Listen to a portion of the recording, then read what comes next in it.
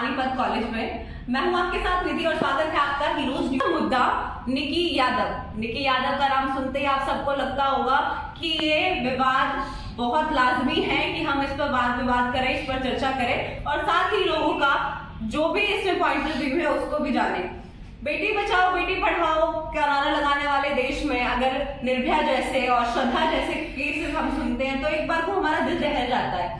लेकिन अगर हम बात करें ये घटनाएं रुकती क्यों नहीं, सबसे बड़ा प्रश्न है हमारे देश का कानून ऐसा क्यों नहीं है कि किसी भी कोई भी लड़का हो या मर्द हो या कोई भी हो, उनका ये सारा काम करने या कोई भी कांड करने से पहले उनका दिल एक बार को सोचता क्यों नहीं, उनका दिल एक बार को डरता क्यों नहीं कि अगर मैंने ये किया तो उसकी सजा मेरे को ये मिलेगी, और जिसके कारण वो उस चीज को करने से पहले 10 बार सोचे कि क्या मुझे चीजें करनी चाहिए या गलत है सही है। कुछ भी आए दिन हम अपने देश में ऐसी खबरें सुन रहे हैं जिनमें लड़कियों का मर्डर हो रहा है, जिनके पीसेस काट के उनको फ्रिज में रखा जा रहा है। अगर हम बात करें निकी यादव की, जिससे हम सबसे बात होने वाली है जिस टॉपिक पे, अगर हम बात करें उनकी, तो उनको भी मारने के बाद फ्रिज में रख दिया गया और वो लड़का जो था साहिल, वो आराम से जाके अपनी शादी के लिए अपने घर जाके आराम से सो गया।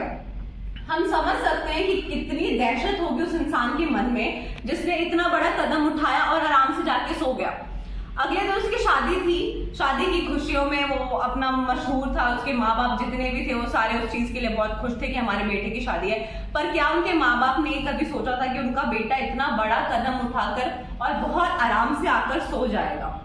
अगर हम बात करें लड़का बेटी बचाओ बेटी पढ़ाओ का आंदोलन, अगर हम इसी मुद्दे पर बात करें तो हमारी सरकार हमारे देश में ये नारा हर जगह लगाती है, हर जगह पोस्टर्स छपे होते हैं और कहने को कहा जाता है कि बेटियां इस देश की बहुत आगे बढ़ गई हैं।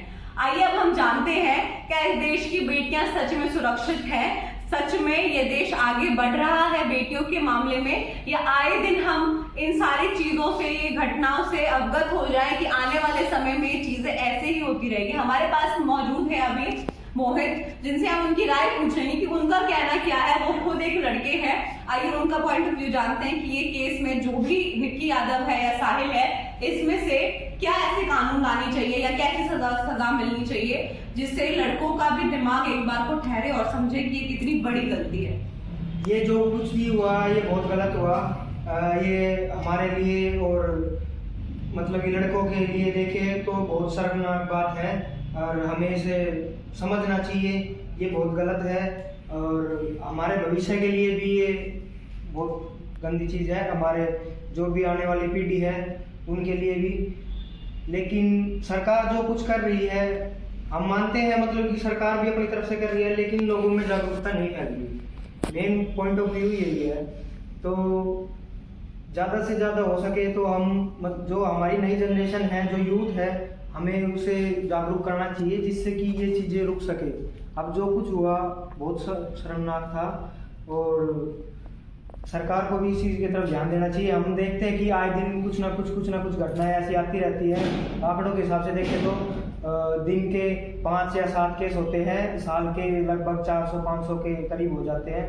तो सरकार बोलती है कि इसमें कटौती हुई है, लेकिन एक तरह से देखा जाए तो बहुत से केस है जो दर्ज ही नहीं हो पाते, लोगों की सुनवाई नहीं हो पाती। तो इस चीज़ की तरफ ज़्यादा ध्यान देना चाहिए। लोग डरते हैं इस चीज़ को लेके कि बदनामी को लेकर, लेकिन कई मुद्दे ऐसे होते हैं जो बड़े हाई लेवल पे पहुंच जाते हैं जिससे कि हमें पता लग जाता है। लोग उस चीज़ को देख के थोड़ा दिन तो जागरूक होते हैं, लेकिन फिर बाद में नॉर्मल होने के बाद लोग पहले जैसा बिहेव करने लग जाते हैं। अगर हम बात करें निर्भया केस का, जो बहुत बड़ा केस था पूरे भारत के लिए, आजकल लोगों के दिल दहल जाते हैं उस खबर को सुन के, तो आप क्या कहना चाहेंगे कि गलती किसकी है इन चीजों में? लापरवाही जो हो रही है, सरकार की गलती है कि वो सुरक्षा पर ध्यान नहीं दे पा रहा है। आज भी दिल्ली में बहुत से ऐसे केसेस हैं जहाँ पे कभी किसी को उन चीजों को मालूम ही नहीं पड़ता क्योंकि वो चीजें ज्यादा हाईलाइट होती नहीं है। ये केसेस थोड़े ऐसे आ रहे हैं जिनमें सोशल मीडिया की मदद से बहुत ज्यादा हाईलाइट हो रहा है। आप उन चीजों के लिए क्या कहना चाहोगे कि इस चीज को रोकने का काम किसका है और क्या ऐसे स्टेप्स ले कि सरकार इन चीजों को होने से रोक सकती है? मेरा मानना ये है कि सरकार इन चीजों को नहीं रोक सकती। हम आम जनता मिलके, जो लोग हैं मिलके इस चीज को रोक सकते हैं, क्योंकि हम ही एक दूसरे को जागरूक कर सकते हैं। सरकार नहीं कर सकती क्योंकि हमारा आंकड़ा एक बड़े पैमाने का है, क्योंकि सरकार हर इंसान को नहीं समझा सकती जिस तरीके से एक आम नागरिक दूसरे नागरिक को समझा सकता है। आपको नहीं लगता कि हमारे देश में कानून भी ऐसे हैं जहाँ पे इंसान एक बार को सोचता नहीं? अगर हम निर्भया वाले केस की बात करें तो शायद उन्हें 8 से 10 साल लग गए फांसी की सजा पहुंचते, और उसके बीच में भी कभी केसेस में ऐसे बहुत समय लग जाता है सजा पाने के लिए। तो आपको क्या लगता है कहाँ इस चीज का भी रोल है कि लोग सोचते नहीं है कि मैं ये चीज करूँ या नहीं, उस चीज का देखे जाए तो वो एक तरीके से ठीक भी है और गलत भी है, क्योंकि अगर मान लो वहाँ लड़के की तरफ पॉजिटिविटी आती है, लड़की नेगेटिव होती है वहाँ पे, तो लड़के को ज़्यादा तकलीफ हो सकती है, मतलब कि सजा गलत भी मिल सकती है। इस वजह से संविधान में ये भी ठीक बनाया गया है मेरे हिसाब से देखा जाए तो। धन्यवाद। आज हमने सबसे बात की है और हमें मालूम पड़ा है कि लोगों की राय क्या है निकी यादव के मैटर के बारे में। अब आगे देखते हैं कि देश का हाल यही चलता रहे, ऐसे ही चलता रहेगा या फिर आगे जाके कुछ सुधार आएगा। धन्यवाद।